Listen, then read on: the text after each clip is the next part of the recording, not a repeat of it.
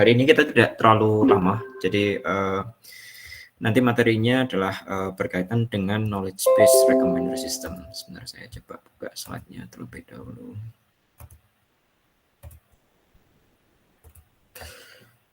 Oke, ya. Hari ini adalah kita akan coba bahas terkait dengan knowledge based recommender system, gitu ya. Apa yang dinamakan dengan knowledge based recommender system di posisi knowledge based recommender system ini adalah nanti kita akan coba kombinasikan pengetahuan-pengetahuan, terutama untuk di bagian items berkaitan dengan request yang diberikan oleh seorang user, gitu ya. Karena request dari user ini mungkin bukan request yang biasa. Kalau kemarin di content base kita melihat ada kemiripan antara satu item dengan item yang lain berdasarkan history dari seorang user, gitu ya. Jadi kalau misalkan saya sudah menonton film katakanlah Spider-Man gitu, nanti tinggal dicari film mana yang memiliki kemiripan paling dekat dengan Spider-Man, gitu. Nanti juga akan ada turunan-turunan kemiripan yang berikutnya seperti itu. Nah, dalam knowledge based recommender system ini nanti mekanismenya berbeda. Kita masih memanfaatkan item atribut-atribut yang ada di dalam sebuah items, namun untuk proses perhitungannya, untuk proses penanganannya nanti akan sedikit berbeda. Oke, apa yang kita miliki di sini hari ini kita akan ngomong masalah sorry, ini waternya salah ya. Mungkin nanti kita bisa ganti ya.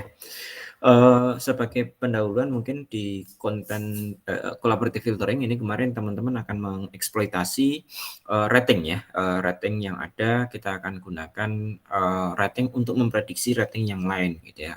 Dengan pendekatan-pendekatan khusus, contoh misalkan dengan quotient similarity kita bisa ukur dengan menggunakan weight average ataupun dengan menggunakan global average dan juga item bias dan user bias. Itu pun juga bisa digunakan untuk memprediksi rating. Tidak ada informasi lain pada saat kita memanfaatkan collaborative filtering, jadi kita hanya menggunakan rating saja, gitu ya. Rating itu mungkin bisa kita derivasi dari implicit ataupun yang explicit feedback ya. Jadi yang implicit misalkan click or not click dan kawan-kawan, gitu ya. Terus kemudian untuk yang content base ini kita bisa mencoba untuk mengeksploitasi kategori-kategori yang ada, genre yang ada, sifatnya adalah textual description, gitu ya.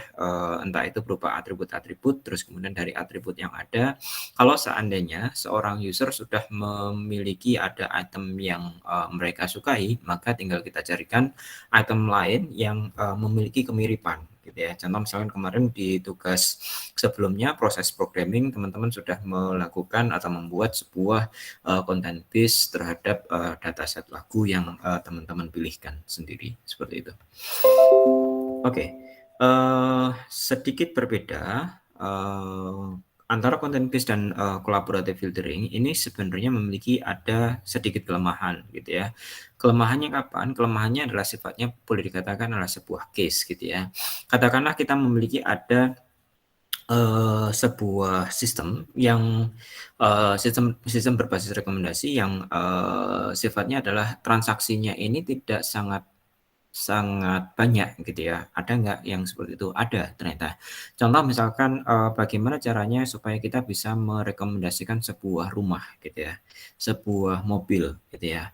Kita tahu bahwa untuk membeli sebuah rumah, untuk membeli sebuah mobil, seorang user ini maksudnya adalah infrequent items, gitu ya, infrequent interactions, gitu ya. Contoh misalkan saya tidak akan selama seumur-umur saya hanya pernah membeli mobil 2 kali, gitu ya, dan setelah menjual terus kemudian membeli kembali, gitu ya. Mungkin di antara teman-teman, keluarga teman-teman ada yang membeli lebih dari 2 kali, mungkin 3 kali, 5 kali. Tapi kalau kita bandingkan dengan item yang lain, contoh misalkan buku ataupun musik ataupun video, jumlah interaksinya sedikit, tidak lebih banyak dibanding dengan item yang lainnya, seperti itu, item pada domain yang lainnya. Nah, dengan menggunakan collaborative filtering, kita tahu bahwa interaksinya sedikit. Kalau kita gunakan ratingnya juga pasti akan sangat lebih sedikit lagi, gitu ya. Membeli rumah kayaknya seseorang hanya bertransaksi satu kali gitu ya, paling banter mungkin 2 kali yang lebih frekuen gitu ya, mungkin ada yang 10 kali tapi itu tidak banyak gitu ya. Dan, mungkin kita bisa katakan bahwa antara rumah satu yang dibeli dengan rumah yang lain yang diberi ini akan berbeda gitu ya.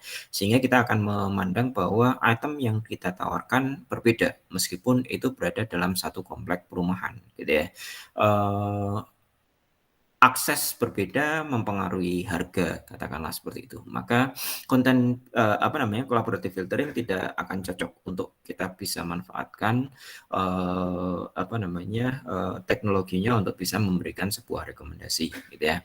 Rating juga menjadi kendala kalau kita menggunakan, collaborative filtering, gitu ya. Katakanlah kita berada pada, domain yang lebih populer, katakanlah, laptop, gitu ya, ataupun mungkin, handphone gitu ya. Di sana kita tahu bahwa katakanlah kita pernah membeli sebuah, handphone dan pada saat kita melakukan proses evaluasi, bahwa kita berikan ratingnya secara eksplisit kita berikan rating 5 gitu ya dan kita belinya adalah beberapa tahun yang lalu, kita tahu bahwa rating yang ada di sana sudah obsolete gitu ya, sudah expired, dalam tanda kutip sudah expired gitu ya. Kenapa? Karena, teknologinya sudah berkembang, items yang ada sudah, berbeda gitu ya, dan di sana mungkin akan menjadi kendala kalau kita memanfaatkan, eee, collaborative filtering, seperti itu. Terus kemudian dalam, domain yang kompleks, ini biasanya customer menginginkan untuk bisa mendefinisikan kebutuhan mereka secara eksplisit gitu ya. Contoh misalkan tadi, pada saat membeli rumah kita terkendala dengan sesuatu, misalkan, budget gitu ya, budget kita berapa gitu ya. Jadi, kalau kita menginginkan, rumah kan naik naik katakanlah 2 juta sampai 10 juta itu merupakan suatu kenaikan yang lumayan bagi beberapa orang, bagi kebanyakan orang gitu ya. Eee ini akan menjadi kendala kalau seandainya kita, tidak berikan kesempatan bagi seorang user untuk bisa memberikan, pengetahuan mereka gitu ya, atau mungkin, kebutuhan-kebutuhan mereka gitu ya. Sehingga nanti, dengan menggunakan, collaborative filtering yang kita tidak melihat harga, tidak melihat warna, tidak melihat spesifikasi-spesifikasi yang lain gitu ya, maka akan terjebak pada proses rekomendasi yang, salah gitu ya. Itu yang merupakan kekurangan dari collaborative filtering. Nah, tidak hanya collaborative filtering mungkin, dari sisi konten pun juga sama. Katakanlah kita memiliki ada, prosesor gitu ya, ataupun mungkin memori lah katakanlah. Memori pada saat teman-teman pertama kali pegang handphone dan, posisi sekarang mungkin sudah berkembang lumayan cepat gitu ya, sehingga, konten yang dulunya teman-teman sukai mungkin saat ini sudah tidak ada gitu ya. Itu mungkin yang menjadi, contoh yang lainnya. Nah, alternatifnya, kita bisa memanfaatkan sesuatu yang dinamakan dengan knowledge based recommender system gitu ya, di mana, dengan knowledge based recommender system ini kita harapkan adalah, kita bisa memanfaatkan kelebihan kelebihan dari knowledge based recommender system apa? Kita tidak memerlukan ada rating diperlukan di sana. Jadi kalau seandainya ada cold start user datang ke tempat kita, that's fine, tidak masalah. Kenapa? Karena yang kita butuhkan adalah, spesifikasi atau requirement dari user ini apa, nanti kita akan coba penuhi dengan kita cocokkan dengan item-item yang ada dalam database kita, gitu ya. Contoh yang lain mungkin, pada domain ini, domain travel ya. Di domain travel kan teman-teman tidak pernah mungkin ada satu 2 orang yang, travelling-nya lebih dari 20 kali gitu ya, tapi, bagi kebanyakan orang mungkin travel adalah sesuatu hal yang, mewah gitu ya. Eee, ada orang yang katakanlah bisa baru menabung, 3 tahun, 5 tahun, baru kemudian dia pergi ke satu tempat gitu ya. Ada orang yang menabung 1 tahun atau 2 tahun, baru kemudian mereka pergi ke satu tempat gitu ya. Jadi di posisi itu mungkin pada saat datang ke sistem kita, eee, data dia tidak ada gitu ya. Sehingga kita katakan bahwa orang ini adalah, cold start user sebenarnya gitu kan. Nah, orang yang cold start user ini maka kita bisa masih bisa kita berikan rekomendasinya dengan cara pendekatan knowledge based recommender system gitu ya. Terus kemudian proses rekomendasinya ini bisa dihitung dengan mencari similarity antara customer requirement dan juga atribut yang dimiliki oleh items gitu ya. Contoh misalkan dari database kita ada item-item yang mulai harganya kan kalau kita pergi ke satu toko harga mulai dari katakanlah 1 juta gitu ya, handphone harga mulai dari 1 juta hingga paling tinggi adalah katakanlah 32 juta handphone gitu ya. Terus kemudian ada seseorang yang datang gitu ya, kita tanya gitu kan, tadi ada requirement terhadap user ini kan, budgetnya berapa? Terkadang di toko bertanya seperti itu, budgetnya berapa? Oh, budget saya adalah 15 juta katakanlah untuk membeli handphone. Kalau di posisi itu mungkin kita tidak akan berikan handphone yang kisarannya 1 juta hingga katakanlah 7 juta gitu ya. Kenapa? Karena dari sisi similarity handphone itu sangat jauh gitu ya, sangat jauh dengan requirement yang diberikan oleh user. Jadi ingredients dari knowledge base ini nanti adalah konten atribut yang ada dalam sebuah database system, recommender system, ditambah dengan user requirement seperti itu. Itu yang nanti akan menjadi ingredients dari sebuah knowledge base. Atau juga kita bisa definisikan beberapa rules gitu ya. Contoh misalkan ibu-ibu datang ditanya budgetnya berapa. Wah, saya tidak peduli dengan budget. Yang utama adalah handphonenya paling paling terkini, up to date gitu ya. Itu yang bisa kita ini kan. Berarti kalau di posisi itu kita harus memberikan rekomendasi basisnya adalah bukan kita tidak perlu melihat harga lagi, tapi kita harus melihat mungkin tanggal diluncurkan dari HP itu gitu ya. Katakanlah diluncurkannya baru up to date kita bisa katakan 3 bulan atau beberapa bulan gitu ya, 3 bulan atau 6 bulan ataupun yang lainnya. Monggo tadi yang resen siapa tadi? Maaf Pak, kepencet Pak. Oh, kepencet ya Bu ya. Oke, makasih banyak Bu kalau kepencet, tidak apa-apa. Kalau ada pertanyaan monggo teman-teman bisa tanyakan langsung gitu ya. Mungkin nanti bisa diinikan. Nah, ada dua sempalan atau ada dua cabang dari knowledge base. Ini yang pertama adalah constraint base dan yang kedua adalah case base gitu ya. Mungkin nanti lebih banyak yang kita bahas adalah kaitannya dengan constraint base knowledge base recommendation system gitu ya, constraint base recommendation system. Oke, apa yang dilakukan di sini? Yang kita lakukan adalah keduanya mungkin hampir sama dari sisi prosesnya gitu ya. Inputnya harus user harus men-specify requirement mereka gitu ya, kebutuhannya apa mereka harus tampilkan gitu ya. Contoh misalkan domain traveling, aku ingin pergi ke pantai gitu ya, katakanlah seperti itu. Berarti di posisi itu kita akan berikan alternatif yang basisnya adalah item travel pantai gitu ya. Terus kemudian pada saat si user ini sudah memberikan requirement mereka, tentunya mungkin tidak hanya satu requirement ya, bisa beberapa sub requirement. Misalkan pantai, terus kemudian durasinya berapa lama gitu ya, terus kemudian berapa jauh gitu ya.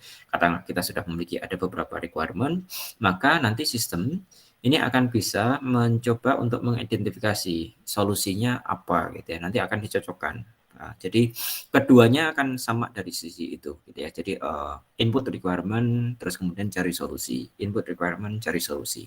Namun yang membedakan adalah pada case base ini fokus pada retrieval of similar items gitu ya. Jadi kita akan cari item-item yang mirip berdasarkan similarity measurement. Atau boleh dikatakan bentuk yang semacam itu adalah semacam query based gitu ya. Kalau seandainya ada item tertentu maka kita query dalam database kita, misalkan kalau mohon maaf teman-teman sudah belajar basis data ya, ada nggak teman-teman belajar basis data? Sudah Mas. Sudah ya, Mas Laki ya. Oke, kenal ini ya Mas Alek ya, select bintang from tabel Iya ML ya? Mas, di Oke. MySQL.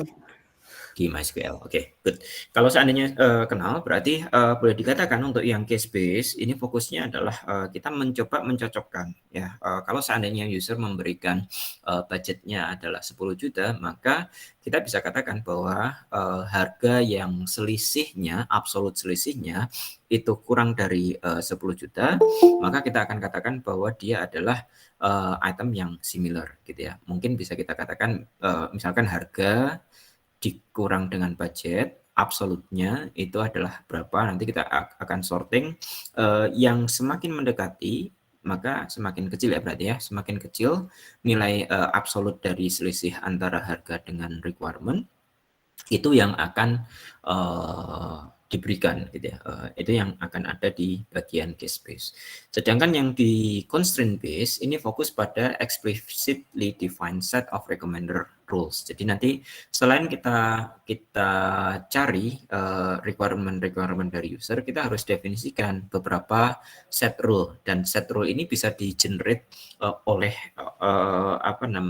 oleh seorang expert domain gitu ya. Expert domainnya siapa? Misalkan kalau HP ya bisa saja sih sebenarnya manajer yang toko HP itu menjadi expert domain gitu ya.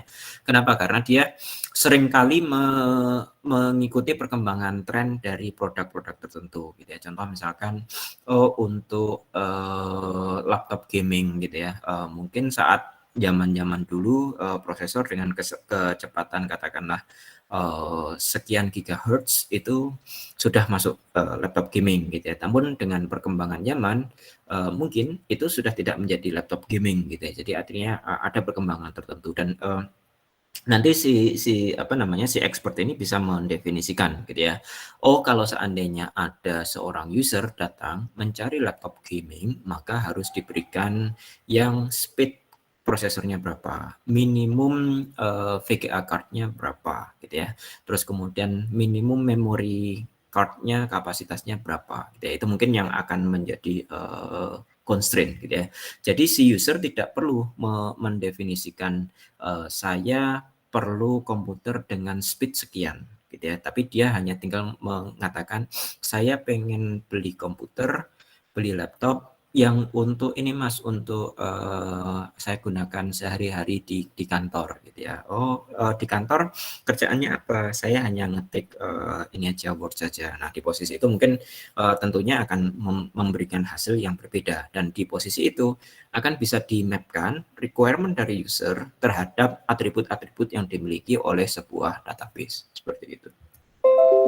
Oke, kita lanjutkan. Ini contoh dari yang ada di Amazon gitu ya. Jadi mungkin kita bisa definisikan price-nya gitu ya, ataupun mungkin deals-nya pun ada gitu ya kalau seandainya memungkinkan gitu ya, ataupun data-data yang lain. Dan ini tidak hanya terbatas di posisi itu gitu ya. Jadi mungkin nanti bisa teman-teman definisikan constraint ataupun requirement yang ada oleh seorang user. Lihat pada saat kita mengklik ini sebenarnya sudah dalam tanda kutip difikirkan oleh si pengelola website atau pengelola e-commerce-nya. Ya, jadi range-nya berapa sampai berapa itu sudah mereka pikirkan. Oke, apa yang menjadi input? Yang menjadi input yang pertama kali selain dari user requirement adalah kita memiliki database. Gitu ya. Database-nya ini bisa beragam. Kalau kita memiliki ada item-itemnya, nah biasanya kan kita akan set beberapa values ya dalam sebuah atribut, dan ini bisa didatabasekan gitu ya. Contoh kalau tadi Mas Alex sudah belajar MySQL, harusnya price itu bisa dijadikan sebagai atribut, terus kemudian support movies or not juga bisa menjadi atribut, dan ini nanti dalam sistem informasinya akan bisa diinputkan, dan mungkin sekalian ya. Jadi artinya pada saat item itu datang pasti akan didata dulu kan sebelum ditawarkan ke user gitu ya. Nah, ini akan menjadi ingredient kita gitu ya. Berapa megapiksel dari yang disupport oleh kamera itu. Mohon maaf, ini mungkin hubungannya dengan tahun 2009 ya. Jadi kalau seandainya ada, mungkin teman-teman sudah menggunakan yang lebih besar dari ini ya. 32 ke atas mungkin. Optical zoom-nya pun mungkin beragam, terus kemudian LCD-nya berapa ukurannya, kayaknya teman-teman menggunakan yang mungkin lebih besar dari ini gitu ya. Terus kemudian ada support apa dan juga ada yang lain gitu ya. Kalau seandainya atribut-atribut yang lain ada, tinggal di-collect saja datanya. Nah, input yang ini nanti yang akan kita cocokkan dengan kebutuhan dari seorang user gitu ya, user needs ya. Jadi kita akan cocokkan atribut ini dengan kebutuhan user. Tadi sudah kita ilustrasikan gitu ya. Misalkan saya membawa uangnya itu adalah 150 gitu ya. Jadi jangan ditawarkan yang 290, 270 gitu ya. Mungkin ditawarkan yang biasanya naik sedikit gitu ya, atau mungkin yang sedikit lebih rendah gitu ya. Oke, dalam itu tadi yang basisnya adalah case base gitu ya. Jadi kita masukkan requirement, terus kemudian kita tinggal select saja dengan select tertentu, maka kita bisa definisikan. Nah, sekarang kita akan coba lihat yang basisnya adalah constraint ya.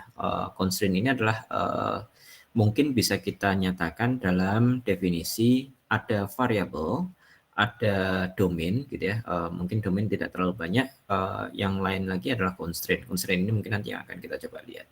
Variabel-variabel ini apa? Variabel-variabel ini mungkin bisa juga yang price ini akan menjadi variabel, megapixel menjadi variabel dan kawan-kawan gitu ya. Selain itu juga mungkin nanti ada variabel-variabel turunan. Selain dari produk juga ada variabel yang didapatkan dari seorang customer seperti itu. Sedangkan D itu adalah domain gitu ya. Jadi domainnya apa? Oh, domainnya adalah film, berarti nanti sesuatu yang berbeda. Domainnya adalah kamera dengan laptop mungkin berbeda gitu ya. Jadi kita perlu pisahkan antara domain kamera dan domain yang lainnya seperti itu. Kalau seandainya kita memiliki banyak sekali produk gitu ya. Jadi kita harus definisikan itu terlebih dahulu. Terus kemudian kita juga perlu mendefinisikan ada constraint, itu adalah himpunan dari constraint yang mendeskripsikan kombinasi dari values dan juga variabel yang bisa kita ambil gitu ya. Itu mungkin secara ini definisi tadi bisa juga di breakdown menjadi bentuk yang semacam ini. Ada variabel yang sifatnya adalah atribut. Ada variabel yang sifatnya adalah atribut. Ada variabel yang kita tanyakan ke customer. Terkadang customer tidak mengetahui detail gitu ya. Makanya di bagian customer ini atributnya mungkin bisa dibungkus sedemikian rupa sehingga tidak terlalu teknikal gitu ya. Memang ada beberapa customer yang tahu teknikal, tapi secara umum in general beberapa customer tidak mengetahui itu gitu ya. Jadi kita perlu bungkus itu gitu ya. Contoh misalkan di sana kalau harga biasanya bisa diketahui, terus kemudian kegunaan gitu ya. Ini yang mungkin tidak ada di atribut produk gitu ya. Kegunaannya untuk apa? Oh, untuk digital gitu ya. Untuk digital ini nanti juga memerlukan adanya sebuah constraint sehingga bisa kita konversikan kalau user memasukkan digital ataupun memasukkan large print misalkan untuk keperluan banner gitu ya. Untuk small print misalkan untuk keperluan si pembuatan dokumen gitu. Nah, ini perlu kita definisikan nanti bagaimana mengubah dari posisi variabel user ini ke yang ada di produk gitu ya. Di bagian produk harusnya lebih detail bila dibandingkan dengan yang ada di customer gitu ya. Contoh misalkan price ini ada, terus kemudian megapikselnya ada, zoomnya ada, dan yang atribut-atribut yang lain gitu ya. Mungkin kalau kita ngomong masalah domain yang lain, domain laptop mungkin ada prosesornya, ada tahun pembuatannya, ada berapa harddisknya, ada tipe atau teknologi dari harddisknya, ada memorinya, ada cache memorinya mungkin ya, dan seterusnya. Gitu. Itu mungkin juga menjadi permasalahannya. Nah, setelah kita memiliki ada variabel, variabel ini nanti akan menjadi input kita, baik itu yang produk maupun yang dari user. Gitu ya. Jadi kita collect dari user dan juga kita collect dari database kita. Nah, pada saat kita sudah memiliki bentuk yang semacam itu, nanti kita perlu definisikan constraint, gitu ya. Constraint-nya apa? Contoh misalkan yang tadi kita definisikan bahwa digital, yang namanya digital itu adalah yang apa? Dengan constraint yang seperti apa sih? Oh, kalau seseorang user menyatakan bahwa large print, maka jumlah megapiksel dari kameranya harus lebih besar dari 5,0 gitu ya. Jadi artinya di posisi ini akan nanti akan bisa mengubah gitu ya. Teman-teman tidak akan bisa memasukkan query ini secara langsung gitu ya. Large print di sini tidak ada. Yang ada apa? Yang ada adalah megapikselnya, gitu ya. Jadi perlu dikonversikan dari posisi ini menuju ke megapiksel. Jadi teman-teman perlu mendefinisikan constraint yang semacam ini. Atau yang constraint yang lain ini adalah kalau yang apa ya?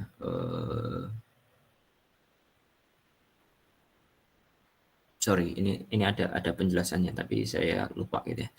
Oke, kita skip di bagian yang di posisi ini, tapi intinya adalah dari sisi constraint mengubah memungkinkan untuk mengubah requirement dari user menjadi sebuah atribut tertentu gitu ya, sehingga nanti setelah dikonversikan nanti bisa kita lakukan proses query gitu ya, seperti itu. Untuk yang si produk ini adalah mungkin sifatnya adalah data ya, data yang ada.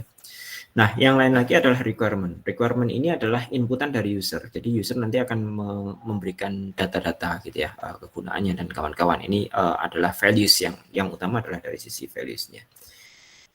Mungkin itu secara definisi. Yang lain mungkin ada customer properties atau variable. Ini mendeskripsikan kebutuhan-kebutuhan dari user gitu ya, entah itu untuk fotografi ataupun yang lainnya. Product properties tadi yang kita database-kan. Compatibility constraint ini adalah memungkinkan instansiasi dari customer properties. Jadi dari customer properties menjadi atribut-atribut yang ada. Ini contoh ya yang ada dalam variabel produk ya. Kalau yang tadi yang di sebelah kiri itu adalah customer properties yang tadi yang gambar sebelumnya ya, yang ini. Mohon maaf. Yang ini ya. Ini adalah variabel dari user gitu ya. Ada variabel price, ada variabel discount, ada variabel average customer review gitu ya, dan yang lainnya. Tergantung domainnya tentunya ya. Sedangkan yang ada di sini ini adalah variabel dari produk. Jadi variabel-variabel ini, mohon maaf ini sepertinya tidak lengkap ya. Mungkin perlu ngambil dari website yang lain supaya nanti lengkap variabelnya. Di variabel produk ini mungkin kita database-kan berguna untuk menampilkan deskripsi dari produk dan juga nanti bisa kita lakukan proses kalkulasi terhadap apa yang ada. Terus kemudian requirement ini adalah sesuatu data yang diinputkan oleh user gitu ya. Tadi yang seseorang datang ditanya berapa budgetnya gitu ya, itu menjadi maksimum price ya. Terus kalau seandainya si user sudah menginputkan requirement mereka dan kita sudah memiliki ada constraint dan juga variabel-variabel yang ada, maka kita bisa query-kan gitu ya, dengan mengubah, mungkin tinggal diubah sedikit gitu ya, query-nya tidak melulu atau tidak semuanya nanti bentuknya adalah query langsung ya. Di posisi ini adalah yang where-nya ya.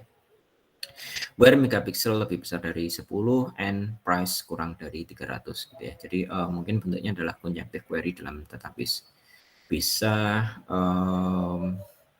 ya, ini tadi adalah proses query-nya gitu ya. Kita juga bisa mengapply beberapa filter condition gitu ya. Tadi constraint yang ada kita bisa ubah gitu ya. Jadi kalau misalkan user memasukkan sesuatu, kita akan ubah inputan dari user ini menjadi sebuah requirement bawaan gitu ya, requirement khusus gitu ya. Oh, kalau large print maka tinggal dipilih megapikselnya apa. Contoh misalkan tadi nyari ininya adalah pergi ke pantai gitu ya, atau mungkin rumah mewah gitu ya. Rumah mewah kan nanti ada definisinya. Hotel berbintang itu pun juga ada definisinya seperti itu.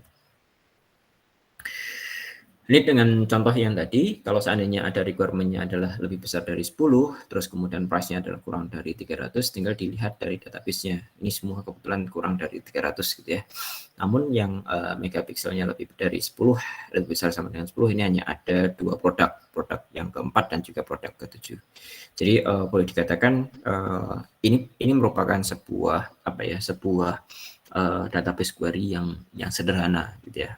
Namun nanti di knowledge base juga bisa dikembangkan yang lebih kompleks gitu ya. Contoh misalkan terkadang kita perlu menghitung dalam konteks similarity gitu ya. Konteks similarity-nya seperti apa?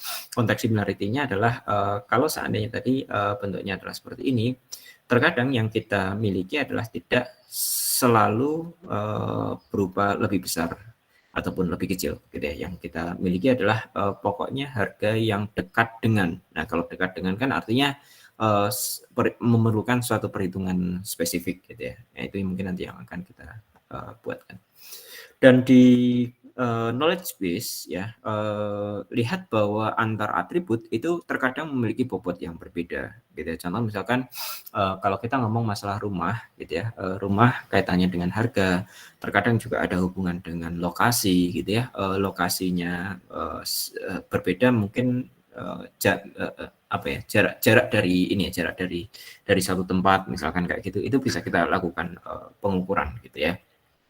Dan masing-masing tentunya akan memiliki bobot yang berbeda. Contoh misalkan jumlah lantai gitu ya, atau ukuran tanah gitu ya, masing-masing akan memiliki bobot yang berbeda-beda, dan itu nanti akan kita bisa gunakan weight average, perkalian antara bobot dari masing-masing atribut terhadap similarity antara produk dengan requirement yang diberikan oleh user gitu ya. Jadi user nanti akan bisa memberikan requirement. Ada banyak requirement yang ada di sini gitu ya. Misalkan ada 3 requirement. Saya pengen beli rumah yang harganya adalah 300 juta misalkan. Terus kemudian 1 lantai gitu ya. Terus kemudian luas tanahnya adalah sekitar 100 meter persegi misalkan kayak gitu. Jadi ada 3 atribut yang tadi dimasukkan berarti ya. Terus kemudian tergantung mana yang lebih penting gitu ya. Apakah harga atau jumlah lantai atau luas tanah gitu ya. Itu nanti akan kita kalikan dengan bobot. Seandainya ada sebuah item yang similar dengan harga gitu ya, similar dengan luas tanahnya, maka nanti tinggal kita kalikan bobotnya. Itulah yang akan kita katakan sebagai similarity antara sebuah produk terhadap requirement. Nah, nanti kita akan ukur gitu ya. Semakin mirip berarti nilai similarity-nya akan semakin tinggi. Semakin mirip produk itu terhadap requirement yang ada, maka kita akan berikan sebagai rekomendasi dalam bentuk top end recommendation seperti itu. Ya. Terus kemudian similarity-nya sendiri pun juga, mohon maaf yang saya perlu jelaskan di bagian ini masih berupa sebuah fungsi. Similarity-nya pun ada beberapa ya. Yang pertama adalah dalam bentuk more is better gitu ya. Jadi kalau seandainya kita berikan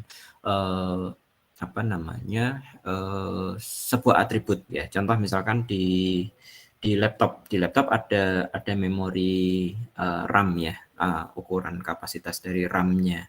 Katakanlah kita spesifikasikan bahwa ukuran minimum RAM-nya adalah 4 gitu ya. Sehingga di sana berlaku sesuatu yang dinamakan dengan more is better gitu ya. Kenapa? Karena kalau kita minimalnya adalah 4, terus kemudian diberikan RAM-nya adalah 8, maka akan sangat senang kan. Terus kemudian ada lagi laptop yang lain dengan RAM yang lebih tinggi, 16 misalkan, maka kita akan sangat senang gitu ya. Nah, itu nanti proses perhitungannya akan sedikit berbeda.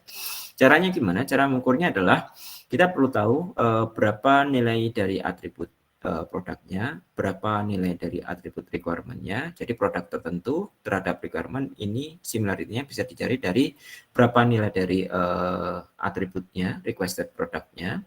Terus kemudian minimum dari requirement-nya. Jadi kalau misalkan minimumnya tadi 4, terus kemudian di sini 8, ya berarti tinggal kita kurangkan gitu ya. Maksimum requirement-nya berapa dan minimum requirement-nya ini juga perlu kita ketahui gitu ya, individual requirement-nya. Sehingga nanti di posisi itu akan bisa kita hasilkan similarity yang ada. Maksimum requirement ini mungkin bisa kita lihat dari sisi database ya. Orang biasanya nanyanya berapa sih gitu ya, yang maksimumnya berapa dan minimumnya berapa, seperti itu. Terus kemudian yang lain lagi adalah less is better, di mana di konsep ini mungkin bisa diaplikasikan terhadap atribut harga gitu ya. Jadi kalau seandainya kita tahu bahwa memiliki budget kita adalah 10 juta gitu ya. Terus kemudian kita diberikan penawaran gitu ya. Penawarannya apa? Penawarannya adalah ada yang harganya 1 juta, ada harganya 5 juta, ada harganya 8 juta, ada yang harganya 11 juta gitu. Jadi semakin jauh, semakin sedikit harga yang kita dapatkan gitu ya, maka kita akan katakan menjadi less is better gitu ya. Ada konsep di posisi itu gitu ya. Kebalikan dari MIP gitu ya. Yang berubah di mana? Yang berubah hanya di bagian atasnya. Jadi minimum requirement dan maksimum requirement-nya kita mengetahui. Nah, mungkin teman-teman ada yang bertanya juga, oh kalau seperti itu berarti yang harganya paling kecil akan banyak terpilih dong. Jawabannya belum tentu gitu ya. Kenapa? Karena proses similarity-nya ini hanya satu atribut saja, sedangkan similarity terhadap produk itu dihitung terhadap semua atribut yang dimiliki gitu ya. Jadi similarity terhadap harga nanti dikalikan dengan bobot, similarity terhadap ukuran memori, kapasitas memori nanti akan dikalikan dengan bobot, similarity terhadap misalkan kecepatan prosesor nanti akan dikalikan dengan bobot dan yang lainnya. Nanti akan didapatkan semacam balancing gitu ya, balancing similarity gitu ya. Ada yang more is better dan less is better nanti akan secara perhitungan weight average ini nanti akan terbalance dengan sendirinya seperti itu. Kan ada yang harganya rendah tapi nanti dengan perhitungan similarity terhadap memori terhadap prosesor nanti kan hasilnya beda gitu kan. Nah, itu yang akan menjadi permasalahan yang ada di sini. Oke, kita sudah sampai di sini tadi. Permasalahan yang lain adalah other similarity, di mana situasinya adalah mungkin kita tidak menyatakan bahwa more is better dan juga less is better, gitu ya. Contoh yang cocok di posisi ini adalah misalkan kita sudah tentukan ukuran monitornya ataupun ukuran layarnya, gitu, atau mungkin di harga itu sebenarnya juga menjadi saya lebih condongnya di bagian other ini, gitu ya. Jadi ada posisi di mana kita tidak menginginkan terlalu besar dan juga tidak terlalu kecil, gitu ya. Itu yang menjadi kendala, gitu ya. Dan kalau seandainya ada atribut yang bentuknya adalah semacam itu, maka perhitungan similarity-nya akan berubah, gitu ya. Jadi di sini adalah nilai dari produk, di sini adalah nilai dari requirement, terus kemudian maksimum requirement dan minimum requirement bisa kita dapatkan dari database, terus kemudian data similarity-nya perhitungannya adalah 1 dikurang dengan perhitungan ini, seperti itu. Artinya apa sih? Artinya di sini adalah mendapatkan sesuatu yang mendekati, gitu ya, mendekati. Jadi bukan mendapatkan yang paling jauh atau mendapatkan yang paling dekat, tapi yang paling mendekati. Gitu ya. Contoh misalkan harga lah. Harga kalau saya katakan dia bisa masuk ke other similarity ini, gitu ya. Contoh misalkan budget saya adalah 10 juta, gitu ya. Saya mungkin masih bisa naik atau turun, gitu ya. Kisarannya adalah 10 juta, gitu ya. Kalau seandainya ada laptop dengan harga 8 juta, mungkin dia bisa kita katakan dekat. Dengan laptop yang lain, misalkan harganya adalah 9 juta, 9 juta ini jauh lebih dekat, gitu ya. Terus kemudian ada yang naik, gitu ya. Yang naik berapa? Misalkan 10.500.000, gitu ya. Tadi kita katakan bahwa kisaran 10 juta. Artinya yang 10.500.000 tadi juga masih masuk, gitu ya. Akan berbeda dengan laptop yang 1 juta ataupun laptop yang 25 juta misalkan, ya. Jaraknya sangat jauh kan. Jadi di posisi itu akan bisa kita hitung dengan menggunakan similarity yang sifatnya adalah seperti ini. Ini contoh beberapa atribut, gitu ya. Handphone ya. Handphonenya mungkin operating systemnya perlu teman-teman bisa exclude, gitu ya. Physical size-nya biasanya jadi masalah, gitu ya. Saya pengen yang sesuai dengan genggaman, gitu ya. Nyaman di genggaman pun mungkin nanti bisa kita ganti dengan constraint, gitu ya. Oh, yang nyaman di genggaman itu adalah yang physical size-nya adalah sekitar berapa, gitu ya. Seperti itu. Terus kemudian width-nya berapa piksel dan height-nya berapa piksel, itu pun juga bisa kita definisikan ataupun yang lainnya, ya. Oke. Nah, selain pada knowledge based recommender system, selain kita melakukan pengukuran terhadap yang tadi, terkadang banyak customer tidak mengetahui sebenarnya requirement mereka apa, gitu ya. Sehingga kalau kita mengetahui yang semacam itu, maka dengan knowledge based recommendation system seharusnya kita bisa memberikan apa ya, semacam default values gitu ya, default values-nya. Contoh misalkan tadi saya nggak tahu ini Mas, prosesor teknologi prosesor sekarang gitu ya. Yang utama saya pengen mencarikan untuk anak saya yang suka nge-game, misalkan di apa, orang tuanya memberikan laptop game gitu ya. Terus kemudian muncul permasalahan, oh laptop gaming ya Bu ya, oke. Terus kemudian nanti didefinisikan, oh default values-nya untuk yang laptop gaming itu sebenarnya prosesornya berapa, memorinya berapa, dan kawan-kawannya berapa gitu ya. Jadi di posisi itu mungkin kita bisa lakukan atau berikan semacam default values, dan default values ini beragam gitu ya, tidak hanya di posisi yang tadi gitu ya. Default values-nya mungkin bisa dari saya pengen cari laptop yang harganya kisaran sekian gitu ya. Itu mungkin nanti bisa kita berikan ada beberapa default values sehingga algoritma yang atau mungkin perhitungan similarity yang tadi sudah kita jelaskan itu masih bisa diimplementasikan gitu ya. Contohnya adalah kita bisa gunakan statik gitu ya. Tadi sudah ada large print, maka default values-nya adalah berapa megapikselnya ada kita ini kan. Terus kemudian ada lagi dependent defaults gitu ya. Dependent default ini adalah kalau kita mengetahui satu atribut, maka kita bisa definisikan atribut yang lain. Lihat tadi kalau kita punya usage-nya adalah large print, maka yang keluar hanya resolusinya gitu ya, resolusi dari kameranya. Sedangkan dalam dependent default ini adalah kalau kita memiliki ada usage-nya untuk apa, maka kita bisa definisikan atribut yang lain gitu ya. Contoh misalkan max price-nya adalah sekian gitu ya. Ini akan menjadi semacam pemberian default values. Jadi si user tidak perlu merekomendasikan max price-nya gitu ya. Dia bisa kita isikan secara langsung gitu ya. Atau kita bisa definisikan dengan menggunakan derived defaults gitu ya. Di derived default ini adalah kita bisa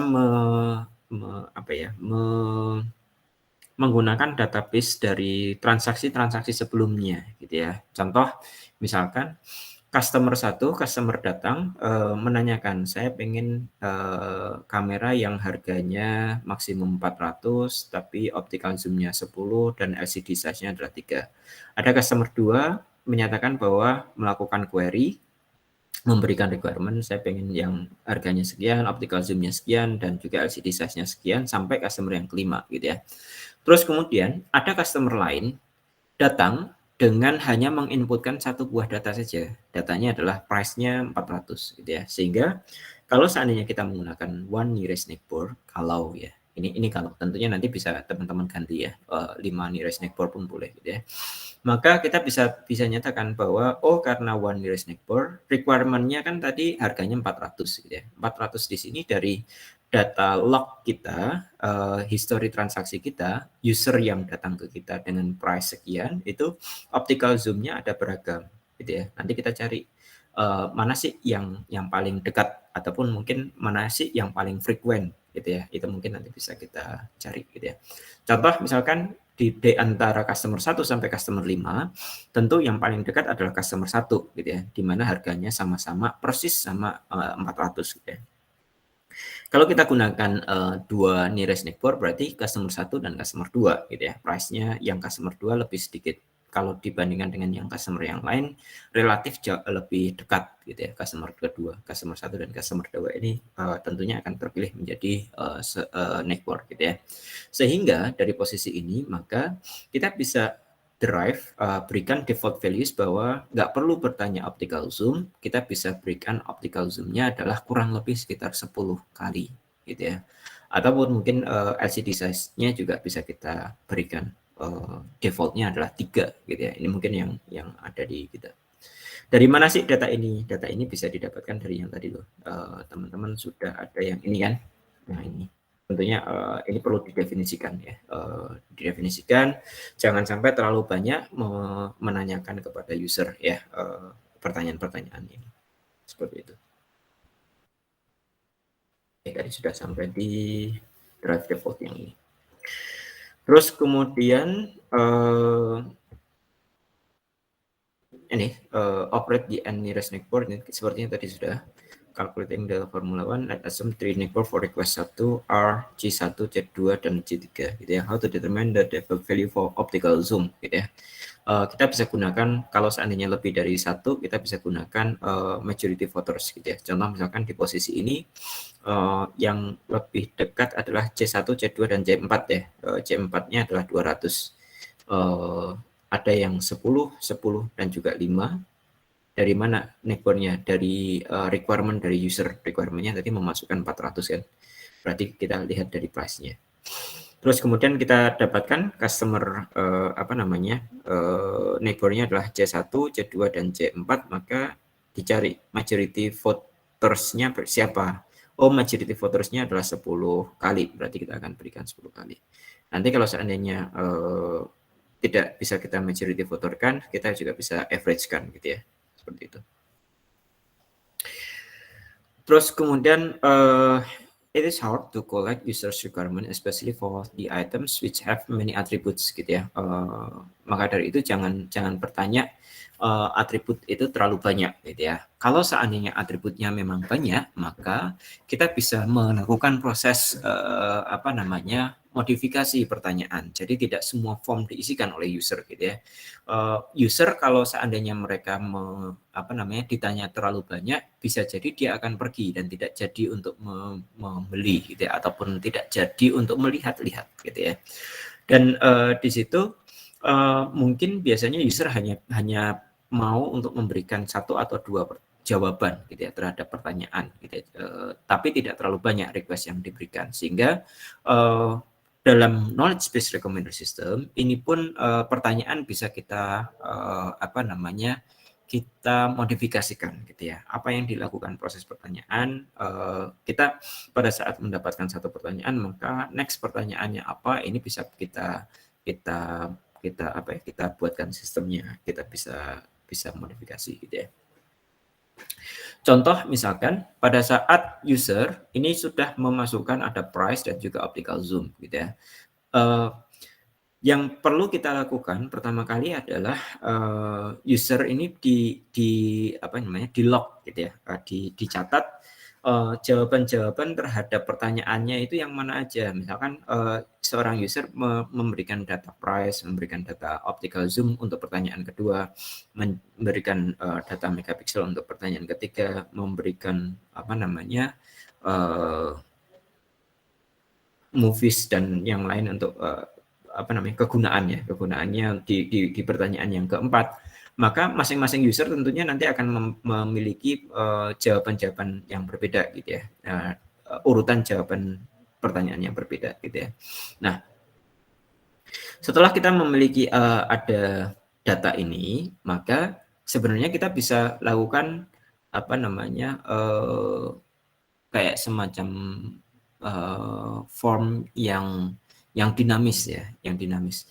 Mungkin kita perlu tampilkan ada 2 pertanyaan dulu gitu ya, atau mungkin 3 pertanyaan dulu. Mana yang diisikan user pertama kali? Pada saat user sudah mengisikan optical zoom katakanlah, maka pertanyaan berikutnya yang mana gitu ya, harus ditanyakan gitu ya. Pertanyaan berikutnya yang mana yang harus ditanyakan. Ini yang menjadi kendala dalam salah satu kendala dalam knowledge based recommender system gitu ya. Salah satu caranya itu adalah dengan menghitung probabilitas atribut pada posisi session log gitu ya. Contoh misalkan price-nya itu posisinya adalah di posisi 1 dengan probability 0,6. Terus kemudian megapiksel itu adalah memiliki popularity dengan probability-nya adalah 0,4. Dihitung dari mana? Dari log ini. Di posisi 1 adalah price dan juga megapiksel kan. Jadi kita akan bisa gunakan data yang ini. Berarti pertama kali kita tanyakan price-nya, terus kemudian kita tanyakan megapikselnya. Jadi formnya dinamis gitu ya, urutannya bisa berbeda, jumlah pertanyaan yang ditampilkan ke user pun juga bisa berbeda. Begitu. Terus kemudian yang lain lagi adalah another approach is supporting question selection is to apply with majority voters gitu ya. Jadi kalau seandainya si user sudah memasukkan data price dan optical zoom gitu ya, sudah memasukkan price dan optical zoom, maka pertanyaan berikutnya apa sih? Oh, pertanyaan berikutnya adalah megapiksel gitu ya. Dari data yang kita miliki di sini yang paling banyak dari tabel ini adalah megapiksel gitu ya. Jadi nanti bisa ditanyakan pertanyaan berikutnya setelah si user berkenan memasukkan optical zoom, kita tanyakan berapa megapikselnya, gitu ya. Seperti itu.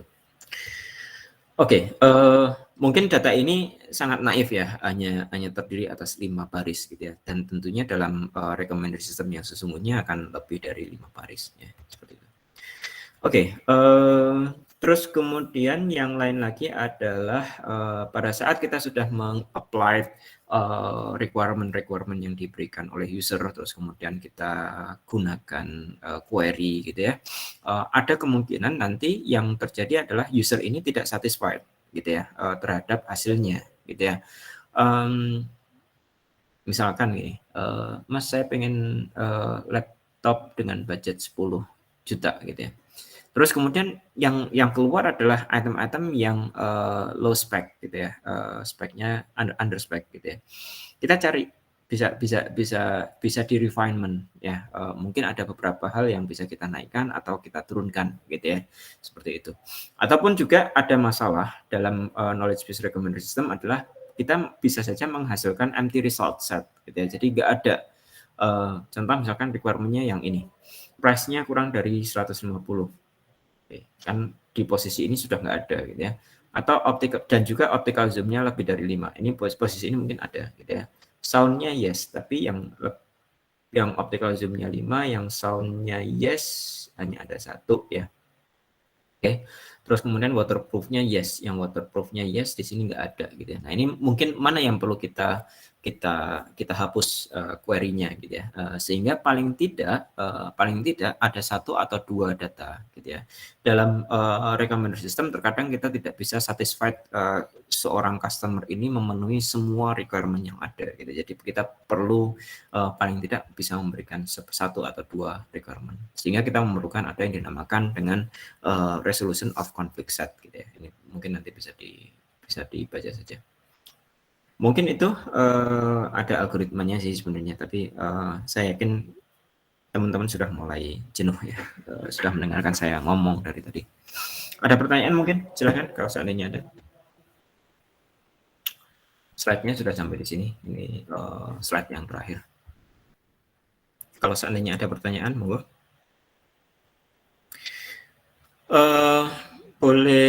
Saya boleh meminta bantuan mungkin kalau seandainya tidak ada pertanyaan. Saya ingin melakukan presensi dari kehadiran teman-teman, maka dari itu saya akan coba share link di Google Drive ya. Nanti mohon teman-teman isikan ya. Saya akan coba ini dulu, buat filenya terlebih dulu.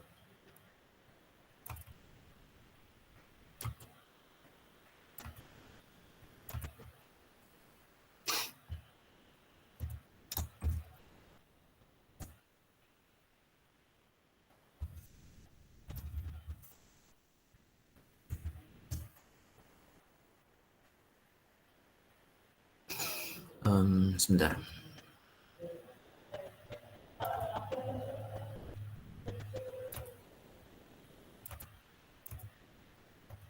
Biasanya saya tidak melakukan ini. Oke, mohon bisa diisikan name dan juga nama.